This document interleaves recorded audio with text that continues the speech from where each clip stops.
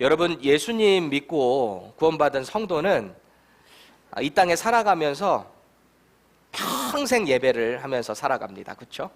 평생 신앙생활을 하면서 우리는 살아가요. 그렇다면 제가 질문 드릴게요. 여러분, 지금 신앙생활하는 거 행복하세요? 다시 한번 여쭐게요. 마음에 좀 준비를 하셔야 되니까 다시 한번 여쭐게요. 여러분, 신앙생활하는 거 행복하세요? 어느 교회 초등부에서 담당 전도사님이 이렇게 설교 때 이야기를 했대요. 초등부 학생들에게, 여러분, 우리가 천국 가면 영원히 하나님을 예배하며 살 거예요. 행복하지 않으세요? 그랬더니 어떤 학생이 손을 팍 들더니, 영원히 예배만 하는 건 고문이잖아요. 이렇게 얘기를 했대요. 여러분들 가운데 혹시 이걸 공감하시는 분들이 있다면 이 불편한 진실인데요, 여러분, 예배를 더 사모하는 마음이 필요해요. 예배가 행복할 수 있다는 것도 은혜가 필요해요. 우리가 스스로는 절대 행복할 수가 없어요. 신명기 12장에 가보면 하나님께서 약속하신 그 가나안 땅에 들어가게 되면 너희들은 이렇게 예배해야 된다, 너희들은 이거를 해야 되고 이거 하지 말아야 된다, 그런 율법을 주셨어요. 특별히 그 내용을 보면은 가나안 백성들이 세워놓은 온갖 우상들 다 제거하라는 거예요. 다 없애래요.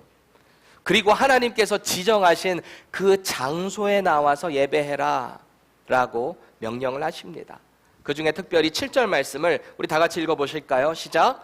거기 곧 너희의 하나님 여호와 앞에서 먹고 너희의 하나님 여호와께서 너희의 손으로 수고한 일에 복주심으로 말미암아 너희와 너희의 가족이 즐거워할지니라. 아멘. 그래요.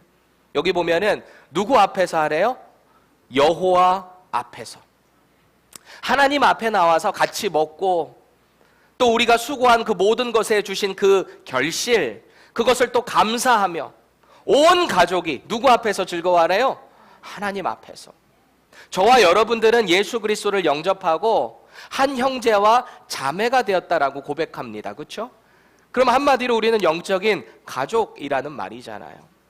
우리가 이곳에 나와서 하나님을 예배한다라는 것은 우리가 하나님이 앞에 계시고 우리의 언제나 인생 가운데 함께 하시기 때문에 그분 앞에서 행복한 거예요. 그분 앞에서 식탁에 교제를 나누며 행복하고 그분 앞에서 예배드리는 가운데 우리는 날마다 즐거운 거예요. 그게 신앙생활이다라는 거예요. 그래서 영어로 보면 rejoice in everything이에요. rejoice in everything. 아무 때나 어느 상황에서나 모든 것에 rejoice 해야 된다라는 것입니다. 구원하신 하나님께 감사하고 우리의 수고에 열매를 허락하신 하나님께 감사하고 비록 지금 뭔가 이해할 수 없는 일이 있을지라도 그 상황 가운데서 또 선하게 인도하실 그 하나님을 바라보면서 감사하는 거예요. 예배는 이렇게 언제나 행복과 감사로 나아가는 것입니다. 그런데 이런 신앙생활이 행복하지 못하고 자꾸 무거운 짐으로 느껴지고, 벌써 일주일이 다가와 또 오늘 썬데이 교회 가야 되네, 좀 더 자고 싶다, 자꾸 이런 마음이 있다면 얼마나 불행할까요? 그렇게 평생 살아가야 되는데 말이죠. 다시 한번 여쭐게요. 여러분, 예배하시는 거 행복하세요? 행복하셔야 돼요. 정말 행복하실 수 있기를 축원합니다. 오늘 본문 신명기 33장에 여러분 성경책 한번 보세요. 소제목이 뭐라고 되어 있어요? 모세의 축복이라고 되어 있습니다. 소제목을 보면 1차적으로는 누구를 향한 축복일까요? 이 모세가 지금 누구를 향해서 축복하고 있는 거죠? 26절에서와 같이 여수룬을 향해서 축복을 하고 있대요. 여기서 말하는 저 여수룬이라는 단어는 신명기하고 이사야에만 기록되고 있는 단어예요. 여수룬이라는 단어가, 이 단어가 원래 히브리어 예수룬이라는 단어를 그냥 소리 나는 대로 저렇게 번역을 해놓은 건데 하나님께서 이스라엘을 부르는 애칭이었어요. 여수룬아, 여수룬. 이스라엘을 그렇게 부르셨다는 거예요. 마치 제가 지난 11년 동안 살다가 이 플로리다로 이사 왔잖아요. 전에 살던 데가 텍사스였는데 텍사스 길을 이렇게 여러분들 혹시 아시는지 모르겠어요. 별 하나가 이렇게 딱 돼 있거든요. 별이 딱 돼 있는데 그래서 그 별명을 뭐라고 부르죠? Lone Star라고 그래요. Lone Star. 텍사스 그 플래그의 그 별명이 Lone Star예요. 별이 하나 있다. 그게 영광을 상징해요. 승리를 상징하는 거거든요.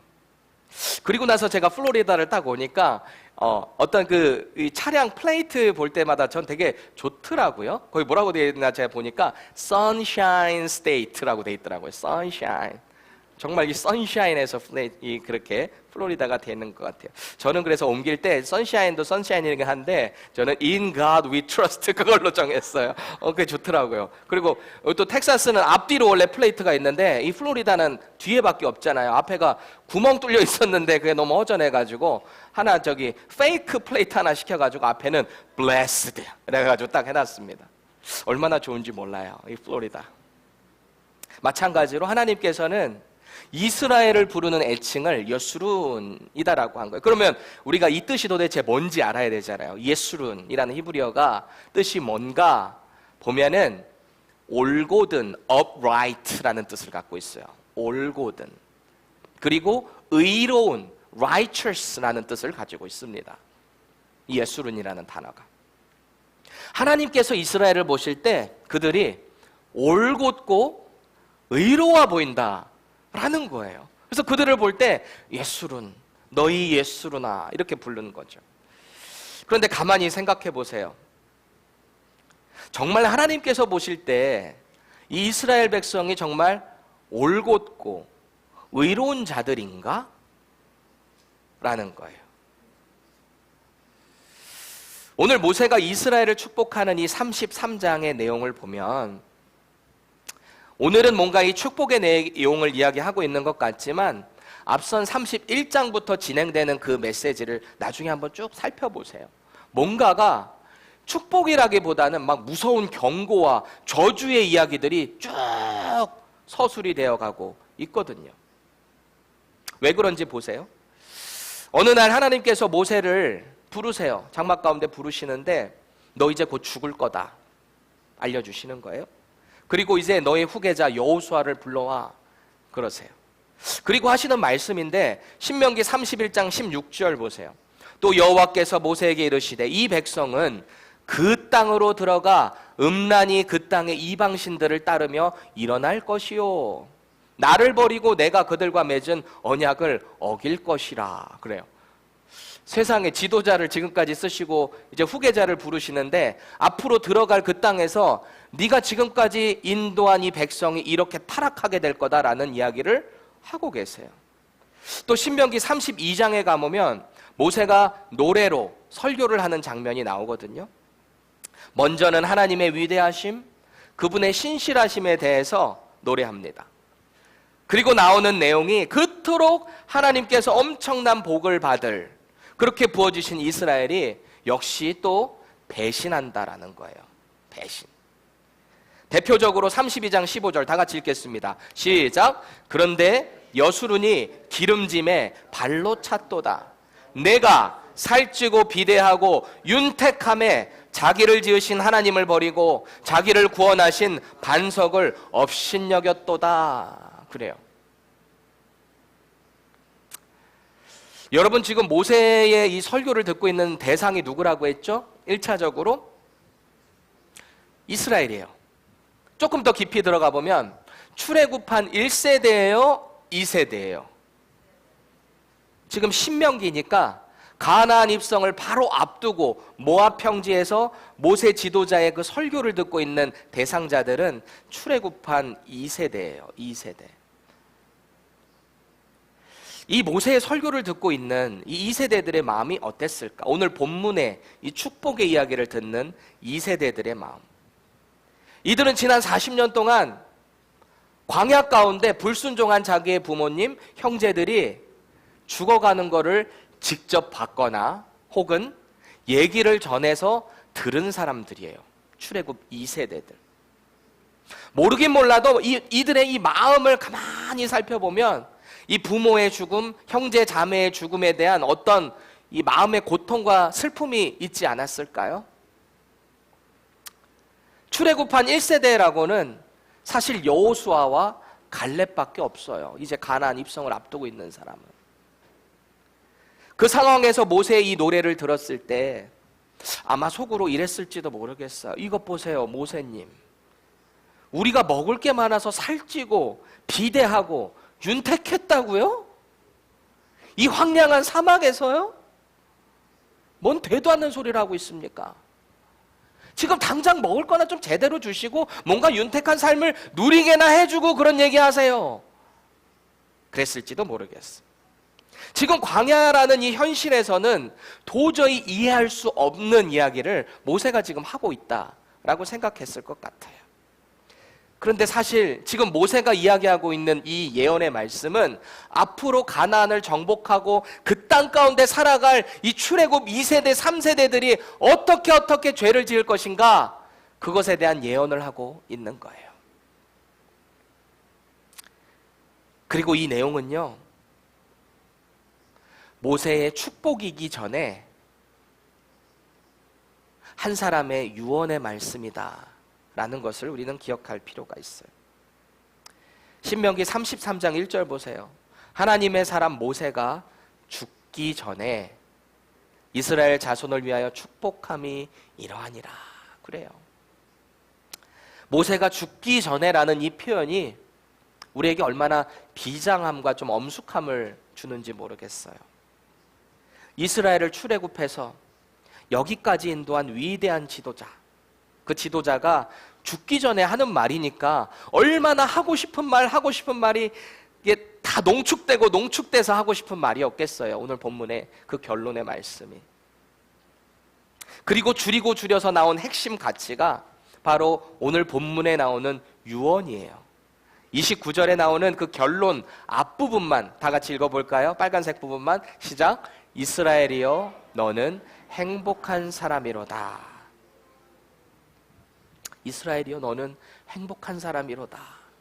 죽음을 앞두고 있는 위대한 지도자 모세가 앞으로 가나안 땅에 들어갈, 자신은 들어가지 못하는 그 가나안 땅에 들어갈 이 출애굽 2세대들을 바라보면서 하는 결론이에요. 너희들은 행복하다. 분명히 앞선 31장, 32장에서는 무서운 심판의 저주를 퍼붓는 것 같았어요. 그런데 이제 유언의 결론을 보면 이스라엘 보고 행복하다라는 거죠. 왜 모세는 이런 말을 하고 있을까요? 나도 너무 들어가고 싶었는데 하나님이 난 들어가지 말래. 야, 니네 좋겠다, 니네 행복하다. 이래서 이런 말을 하고 있을까요? 아니에요. 29절에 계속되는 내용을 다시 한번 보세요. 여호와의 구원을 너같이 얻은 백성이 누구냐? 그는 너를 돕는 방패시오 내 영광의 칼이시로다. 내 대적이 내게 복종하리니 내가 그들의 높은 곳을 밟으리로다. 그래요. 그들의 돕는 방패가 되시고 영광의 칼이 되셔서 그들이 앞으로 싸울 그 대적으로부터 승리를 이끄실 그 구원의 하나님이 바로 너희들의 하나님이기 때문에, 그리고 나의 하나님이기 때문에 우리는 행복하다라는 거예요. 좀 더 구체적으로 이스라엘이 왜 행복한 자인가를 말씀하고 있는데요. 26절 보세요. 그는 이스라엘을 도우시는 분이시래요. 27절 보세요. 그는 영원한 처소가 되신대요. 누군가에 의해서 옮겨질 일이 없는 영원한 거주할 곳이 바로 여호와 하나님께서 되어주신다라는 거예요. 쫓겨날 일이 없어요. 28절 보세요. 하늘이 이슬을 때때마다 내려주니까 곡식과 열매가 풍성하게 되는 복을 누린다는 거예요. 그래서 행복하다라는 거예요. 이런 하나님이 우리의 하나님이시니, 모세 자신을 포함한 우리 모두의 하나님이시니 이스라엘은 행복자다라는 것입니다. 모세를 포함해서요. 저와 여러분의 하나님이 지금도 이 이스라엘을 인도하신, 지키시고 보호하시고 칼이 되시고 방패 되신 여호와 하나님이다라는 것을 믿으시기 바랍니다. 여러분 살아가면서 아무 걱정 없이 행복할 때 뭐라고 하세요? 보통? 아무 걱정이 없어. 너무너무 행복해. 그럴 때 뭐라고 하세요? 감사합니다. 그러세요? 저는 막 아무 걱정 없이 막 있을 때, 특별히 아무 걱정 없이 이 펜사콜라 비치를 바라보면서 딱 앉아 있을 때, 아, 행복하다. 그래요. 아름다운 자연에 가서 아무 걱정 없이 하나님의 은혜 안에서 그 시간을 누리는 게 얼마나 행복한지요. 중학교 때 제 친구 녀석 하나는 자기는 행복할 때 언제가 가장 행복한가 보면 배를 정말 막 배 터지게 밥 먹고 맛있는 거 먹고 바로 이렇게 냅다 누워 자는 게 그렇게 행복하다 그러더라고요. 이게 막 살찐 애도 아니에요. 이게 날씬한 애인데 밥 이렇게 먹고 바로 누워서 자는 게 자기는 이 세상에서 제일 행복하대요. 여러분 인생에서 가장 행복한 때는 언제였어요? 한번 생각해 보세요. 나는 내 인생에서 언제가 제일 행복했는가? 제 경우를 보면 일단 한국에서 군대 전역하는 날이 그렇게 행복했어요. 그 1분 1초도 머물러 있기 싫어서 전역하는 딱 신고 끝나고 나서 얼마나 뛰어내려왔는지 1분 1초도 있기 싫어. 공교롭게도 혹한기 훈련을 애들이 하는 그때 제가 전역을 했어요. 얼마나 행복했게. 여러분 혹한기 뭔지 모르시죠? 아니 물론 또 군대 또 배경에 계셨으니까 잘 아시겠죠. 얼마나 행복한지. 그런데요, 그때랑 비교도 할 수 없이 더 행복한 때가 있었어요. 그게 언젠가 보니까 2005년도 12월에 제가 그때 예수님을 인격적으로 만났어요. 그 전에는 완전 세상 사람이었다가 제가 이때 예수님을 인격적으로 만나고 나니까 얼마나 행복한지. 공감하시죠? 예수님 인격적으로 만난 사람은 행복해요. 우리 홍시영 권사님도 막 기도 가운데, 말씀과 기도 가운데, 예배 가운데 막 영적으로 막 본인이 회복되니까 어느 날 저한테 그러시더라고요. 저 이러다가 첫사랑의 믿음이 회복되겠어요? 막 이래요. 아, 회복되셔야죠. 회복되시고 은혜 가운데 계속 그렇게 신앙생활 하셔야죠. 오죽하면 제가 그때 변화받고 기도원에서 이렇게 내려가는 버스를 기다리는데 이 버스가 지나가는데 엄청 더러운 거예요. 겨울이니까 막 눈하고 막 해서 엄청 더러운 버스들 있죠. 새까만 버스. 그 버스가 왜 이렇게 아름다워 보여요? 말할 수 없는 그런 행복감이 내 영적으로 채워지다 보니까 그렇게 표현이 되는 거예요. 너무너무 행복했어요. 지금 그 행복감이 이제 과거형으로 얘기하는 것 같은데 저는 지금도 너무 행복해요. 주의 종이 돼서 풀타임 사역자로 이렇게 이 펜사콜라 한매제일 침례교회에 오게 돼서 또 담임 목회자로 또 여러분을 섬기고 또 말씀 가운데 산다라는 게 너무너무 행복해요. 저만 그런 거 아니죠? 여러분들도 행복하셔야 돼요. 신앙생활이 행복하셔야 돼요. 우리는 자신에게 질문해야 합니다. 우리의 인생에 있어서 무엇이 나를 행복하게 하고 있는가? 그렇다면 나는 그 행복감을 얼마만큼 누리면서 살고 있는가 말이죠. 혹시 만약에 여러분들이 지금 행복하지 않다면 또 질문하셔야 돼요. 그럼 나는 뭐 때문에 지금 행복하지 않지? 우리를 행복하게 만들어주는 그 동기가 뭔지에 대해서 우리는 자꾸 물어야 돼요. 세상의 관점으로 보게 되면 우리는 흔히 어떤 목표한 게 이루어지면 행복할 것이다 라고 생각을 합니다. 내가 원하는 이것만 이루어지면 나는 행복할 거야 라고 말이죠. 그래서 그걸 가리켜서 이런 표현이에요. 뭐뭐만 하면 나는 행복할 거야. 이런 전제 조건이 붙어요. 뭐뭐만 하면 나는 행복할 거야. 이런 거죠. 좋은 학교에 들어가면 행복할 거야. 내가 바라는 이 직업에 내가 하이어만 되면 나는 행복할 거야. 좋은 배우자 만나면 행복할 거야. 꿈에 그리던 차나 꿈에 그리던 저 집을 내가 사면 나는 행복할 거야. 아니야 뭐니 해도 내가 건강하기만 하면 행복할 거야. 과연 그럴까요? 이 하버드의 심리학자 중에 이 션 아처라는 교수님이 있는데 이분이 행복의 특권이라는 책을 썼어요. 근데 그 책에 보니까 이래요. 이 션이 뭐뭐만 하면 행복할 거야 라고 하는 그 시각은요 아주 비과학적이랍니다. 비과학적이라는 거예요. 왜냐하면 우리의 뇌 자체가 뭔가의 성공의 골포스트를 만들어 놓고 그것을 성공하는 도달 지점까지 가면은 이 골포스트를 자꾸 옮긴대요. 그렇죠? 우리가 우리 형제들 같은 경우에 이런 게 있어요. 너무너무 원하는 자매가 있어서 온갖 시간, 돈 다 투자해가지고 딱 교제를 하기 시작했어요. 그럼 어떻게 돼요? 뭔가 변하는 모습들이 있어요. 왜 그래서 이런 말 하죠? 잡은 물고기에는 먹이를 안 준다. 이런 이상한 명언도 남기기도 하는데 우리 인간은 그렇다는 거예요. 자꾸 성공의 골포스트를 옮겨요. 좋은 성적을 거두면 또 더 좋은 성적을 거둬야 되고, 좋은 직장 얻으면 더 좋은 직장이 없나? 심지어 꿈에 그리는 배우자를 딱 만났는데 더 좋은 배우자가 내 주변에 없나? 요한복음 4장에 나오는 사마리아 성의 이 여인을 보세요. 예수님을 딱 만나고 예수님이 그러잖아요. 네 남편 데려와. 말귀를 못 알아듣니까 네 남편 데려와 이렇게 하니까 저 남편 없는데요. 그러니까 뭐래요 주님이? 그렇다, 네 말이 맞다. 이미 5명의 남편이 있었는데 지금 있는 남자도 네 남편이 아니구나. 뭔가 계속해서 지속적으로 남편을 잘 만나면 이 영적인 갈급함이 채워질까 노력하지만 결코 채워질 수 없는 것. 오죽하면 주님이 그래요. 내 배에서 생수의 강이 넘치는 그것을 위해서 내가 여기에 왔다. 네 앞에 있는 내가 바로 그 메시아다 말이죠. 이 세상의 것으로는 절대 우리의 영적인 갈급함을 채울 수가 없습니다. 이건 마치 우리가 목마르다고 바닷물 떠다가 마시는 거랑 똑같아요. 그렇다면 구원받은 성도는 어떻게 해야 이 행복한 신앙생활을 누릴 수 있을까? 제가 오늘 본문 가운데 발견되는 3가지 포인트를 잡아서 그 원리를 제시하고자 합니다.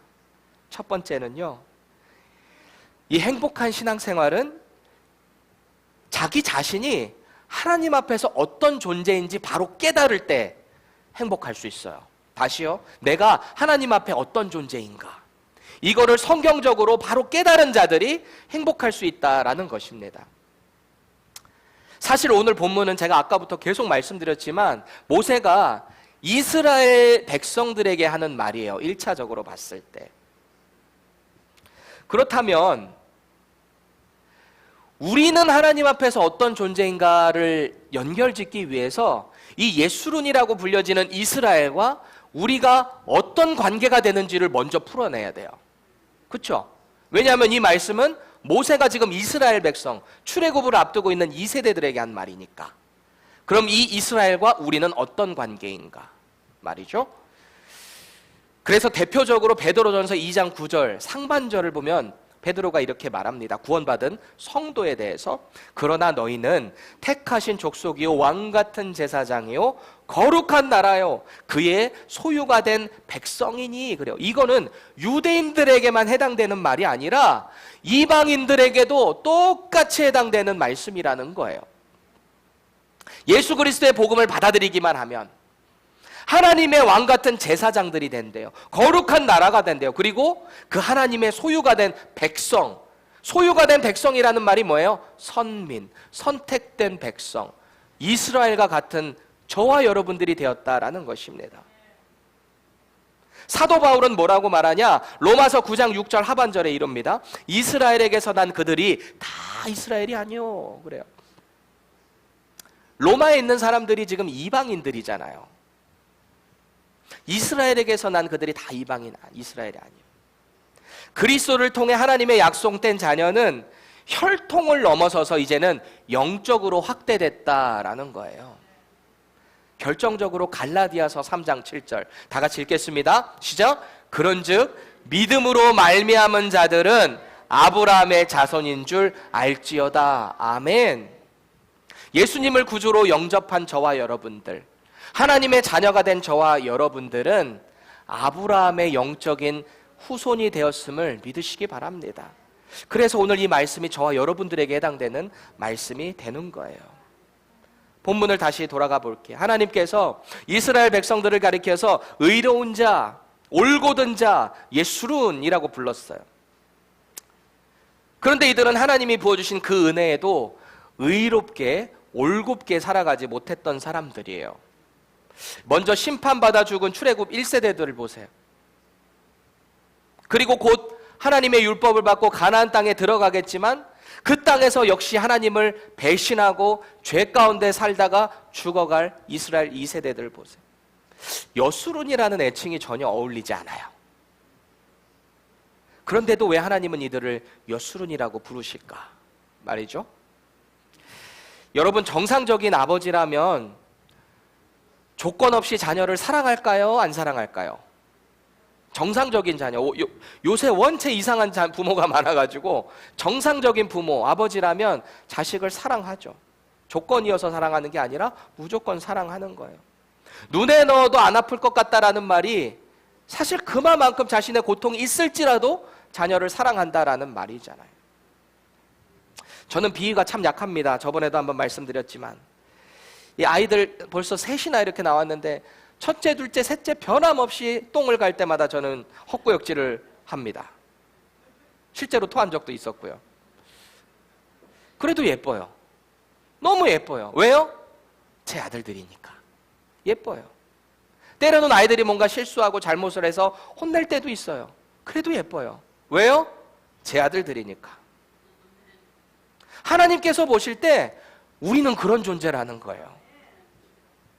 그러니 오늘 본문 29절에 너희같이 행복한 자는 없다라고 말하는 것입니다. 이 표현을 다른 번역본들은 어떻게 받았나 제가 한번 쭉 보니까 보세요. 현대인의 성경은 너희는 정말 행복자로다 그래요. 공동 번역을 보니까 너 같은 행운아가 어디 또 있겠느냐 그래요. 그리고 새 번역을 보면 너희는 복받았다 그래요. 왜 이들처럼 행복하고 복받은 행운아가 없는가? 앞선 26절 보세요.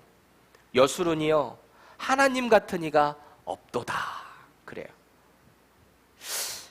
이들이 행복한 그 포인트가 어디서부터 시작되냐면 하나님 같은 분이 이들의 하나님이 되기 때문에, 그래서 이들이 행복하다라는 것입니다. 언제나 변함없이 유일하신 하나님이 우리의 어떤 상황과 형편과 상관없이 우리를 사랑해 주시기 때문에, 우리를 전적으로 도와주시기 때문에, 그래서 우리는 행복하다라는 거예요. 뭐가 두려울까요? 이런 믿음을 가지고 내가 어떤 존재라는 것을 바로 알고 있기 때문에 우리는 행복할 수밖에 없는 거예요. 이스라엘은 하나님의 출애굽을 통해서 엄청난 구원을 경험한 사람들이잖아요. 그럼 우리는요? 저와 여러분은요? 원래는 선택받지 못했던 이방인이었잖아요, 우리는.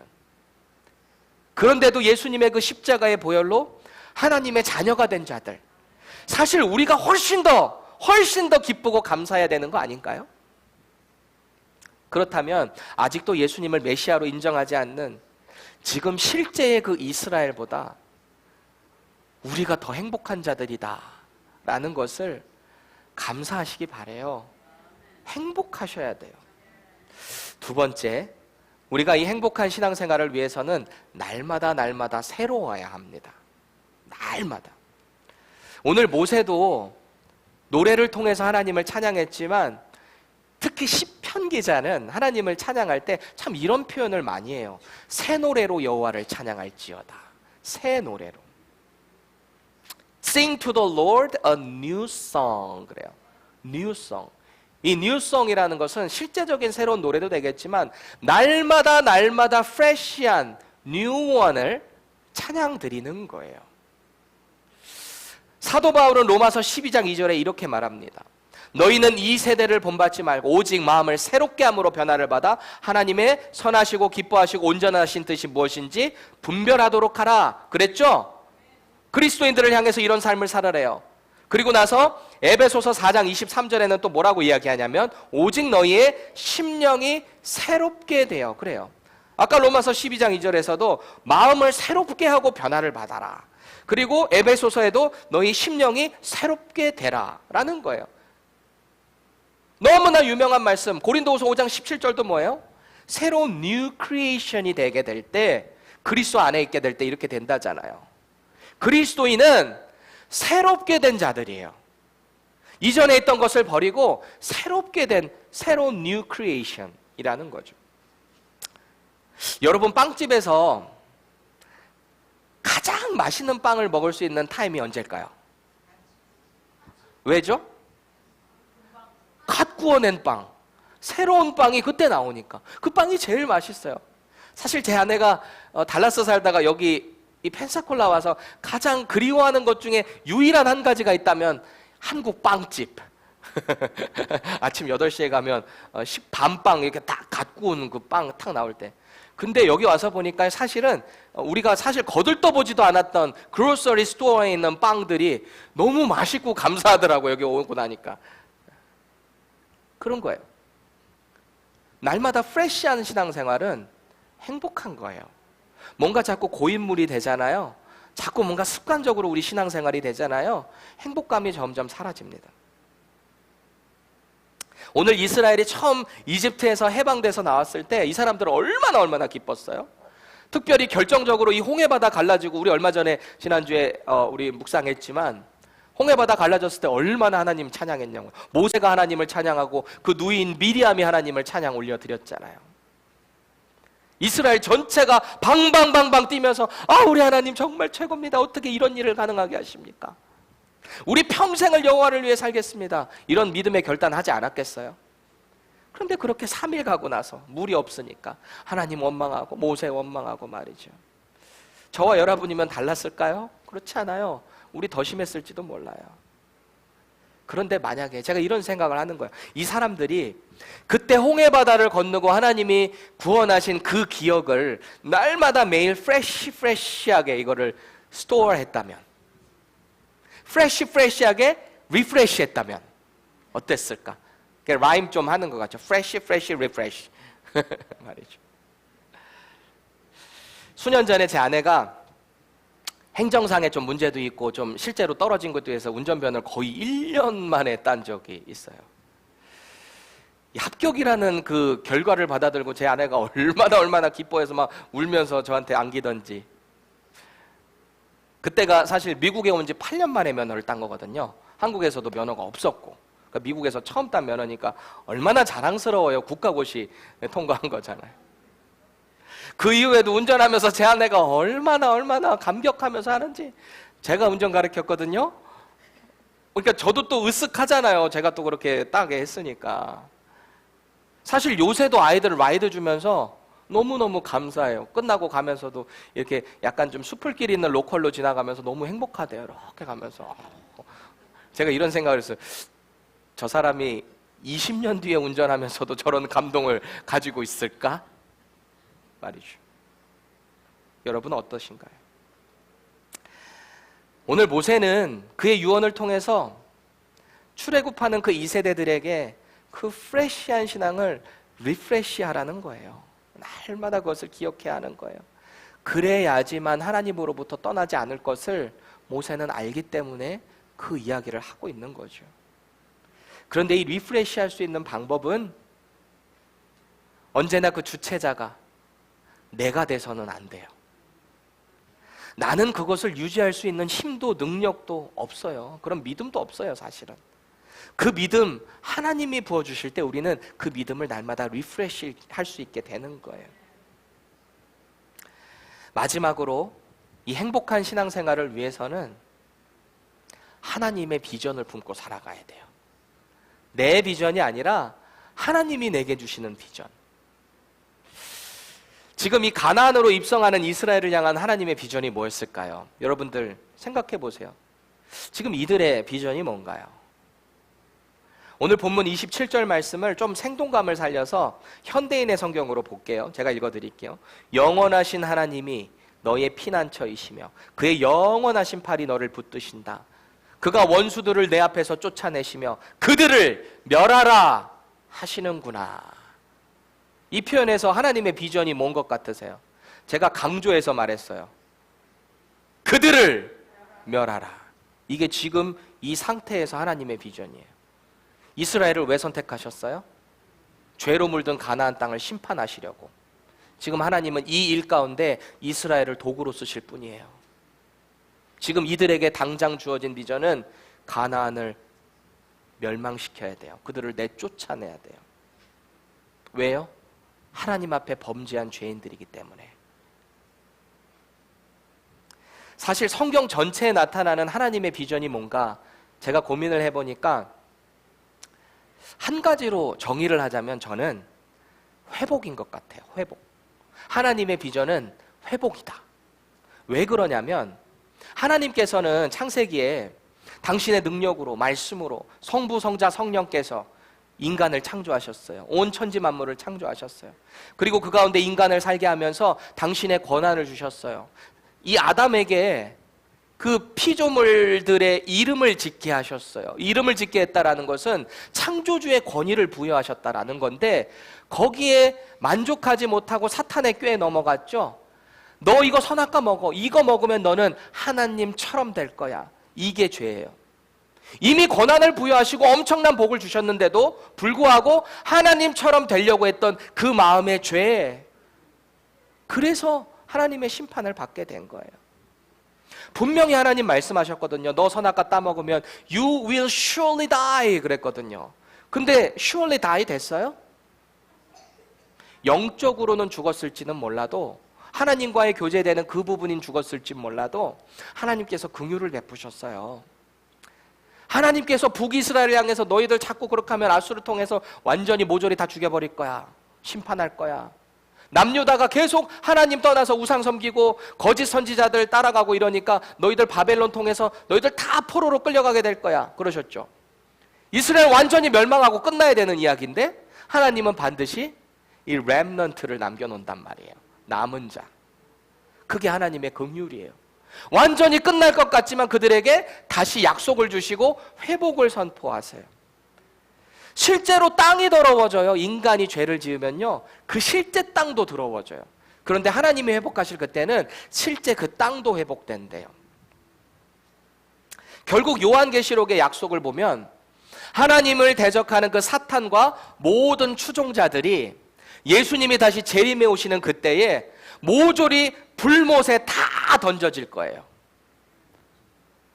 그리고 하늘나라의 생명책에 이름이 기록된 당신의 백성들은 새로 창조될, 회복될 새 하늘과 새 땅에서 영원히 그리스도와 함께 왕노릇하게 된다라는 거예요.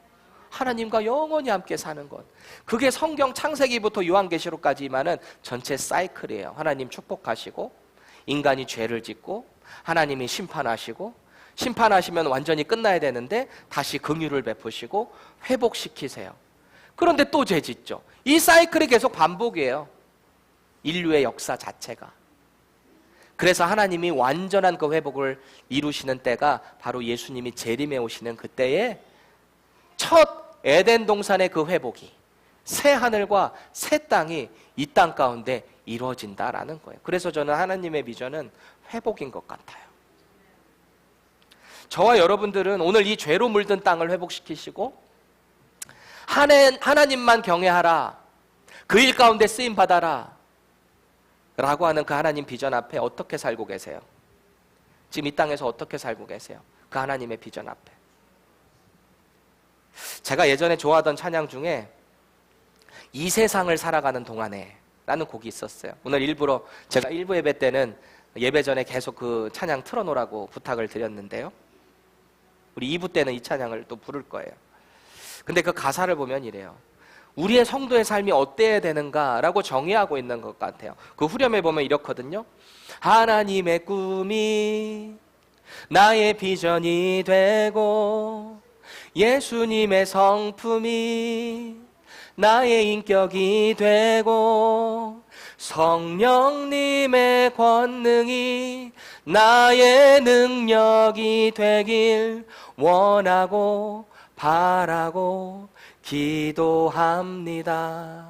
이 찬양이에요. 성부, 성자, 성령과 날마다 동행하는 그 삶에 하나님의 비전이 우리 가운데 이 땅에 임하는 거예요. 제가 오늘 유독 가족의 이해가 많아서 죄송한데, 제 아내는요, 누구보다 딸을 갖기 원했던 사람입니다. 제가 지금 뒤에 아들들이 있는데 아들만 셋을 하나님이 복으로 주셨어요. 근데 주변에서 늘 이런 말을 많이 하시는 거예요. 제가 전에 섬기던 교회도 한 500~600명 되는 교회였다 보니까 한 분이 한마디씩만 해도 얼마나 많아요. 부목사로 막 하고 있을 때. 주변에서 다들 그러세요. 딸 하나 더 낳아야지.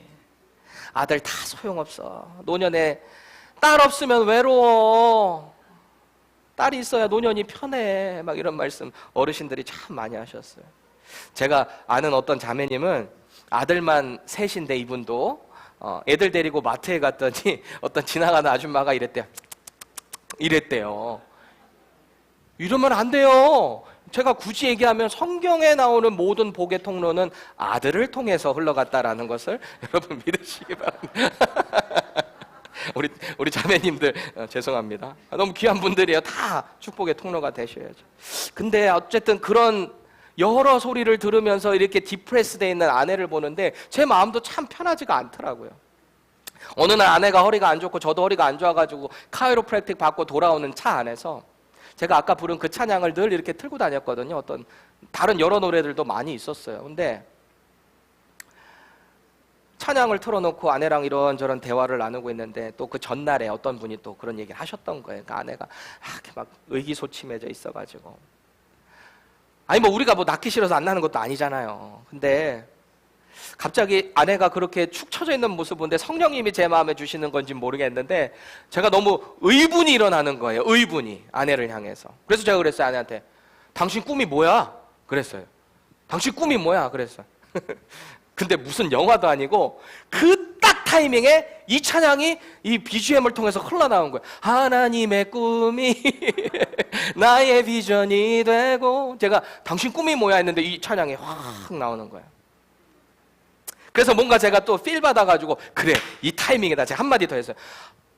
하나님의 꿈을 가지고 비전 가지고 사는데 뭐가 그렇게 두려울 게 있어? 아니 딸 없으면 어때? 아니 딸 없으면 우리 나중에 은퇴하고서 은퇴가 그렇다고 하니까 우리 선교지로 나가자. 우리 돈 필요한 데 있을 거 아니야. 우리 선교지에서 삽시다. 제가 그랬어요. 제가 그 말 끝나자마자 아내가 더 막 울기 시작하는 거예요. 그래서 제가 속으로 큰일 났다. 잘못 건드렸다. 그런 마음이 들었어요. 조금 시간이 지났는데 아내가 그래요. 울먹거리면서 당신이 나한테 당신 꿈이 뭐야 그러는데 하나님의 음성이 들렸어. 그러는 거예요. 하나님의 비전을 보고 살아가는 사람은 자녀, 재산, 내 환경 상관없는 거예요. 그 이후로 다시는 딸에 대한 어떤 얘기를 들어도 주눅들지 않았다는 유명한 이야기예요. 여러분 앞으로도 계속 공격해 보세요. 우리는 전혀 주눅들지 않아요. 우리는 하나님의 비전을 보고 나아갈 거예요. 여러분 노년의 외로움이 이 특효가 딸이 아니에요. 손주들도 아니에요. 하나님이 주신 그 꿈, 비전을 보지 못하면 언제나 우리는 갈급함 가운데 불행할 수밖에 없어요. 과연 노년에 효도하는 자녀만으로 행복한 신앙생활이 될 수 있을까요? 부귀영화 가지면 행복할 수 있을까요? 건강하기만 하면 행복할까요? 내가 바라는 모든 일들이 이 땅 가운데서 다 이루어지기만 하면 우리가 행복할 수 있을까요? 우리는 그런 것들로 행복감을 누릴 수 있도록 애시당초 그렇게 창조되지를 않았어요. 인류의 역사 가운데 이 모든 것을 가장 풍성하게 누린 인물이 있다면 누구죠? 솔로몬. 이 모든 거 다 누린 사람이잖아요. 근데 그 사람이 하는 결론의 메시지가 뭐예요? 모든 것이 헛되고 헛되다. 전도서에 나오는 그의 고백이에요. 모든 것이 헛되고 헛되다. 근데요, 이게 그냥 단순히 헛되고 헛되다는 얘기가 아니에요. 하나님의 뜻과 그분의 부어주시는 은혜를 경험하지 못하는 인생은 그 어떤 것을 누리더라도 헛되고 헛되다라는 것입니다. 오늘 우리가 나눈 이 행복의 신앙생활을 위한 3가지 원리를 정리해 보시자고요. 진정한 행복자는 내가 하나님 앞에 어떤 존재인가를 바로 기억해야 돼요. 그리고 그 은혜가 날마다 내 삶 가운데 새롭게 기억이 돼야 돼요. 그리고 나아가서 하나님의 그 비전을 품고 주님이 주시는 그 사명 가운데 이 땅을 살아가게 되는 자, 그가 바로 행복자가 된다라는 것입니다. 여러분 이걸 한마디로 표현하면 뭐가 될까요? 제자의 삶. 예수님의 제자의 삶입니다. 행복한 신앙생활은 아들을 십자가에 내어주신 하나님의 그 아버지의 크신 사랑을 깊이 깨닫는 것으로부터 시작돼요. 이 세상 누구도 절대 해결할 수 없었던 우리의 그 죄, 더러운 죄를 하나님의 아들 예수 그리스도께서 십자가의 죽으심으로 이걸 해결해 주셨는데, 이거를 내가 깊이 알고 믿음으로 고백하고 그렇게 삶을 살아가는데 행복하지 않을 수가 있겠어요? 오늘 하나님께서 저와 여러분들에게 행복하라, 행복함으로 정복해라 라고 하는 그 비전이 뭔가요? 저와 여러분들이 정복해야 하는 그 가나안은 어디인가요? 이 가나안은 각자마다 다 다를 수 있어요. 하나님의 비전이, 우리에게 주어진 비전이 각자마다, 누군가에게는 남편이 될 수 있어요. 누군가에게는 아내가 될 수 있어요. 누군가에게는 자신의 미래가 될 수도 있어요. 누군가에게는 내 주변에 지쳐있는 이웃이 될 수도 있겠죠. 오늘 우리에게 복음으로 사명을 주시고 행복한 신앙생활로 초청하시는 그 하나님의 부르심에 아멘으로 응답하시고요, 날마다 저와 여러분들의 인생이 행복한 가운데 그 신앙생활을 누려나가실 수 있기를 예수님의 이름으로 축원합니다. 우리 시간에 함께 기도하겠습니다.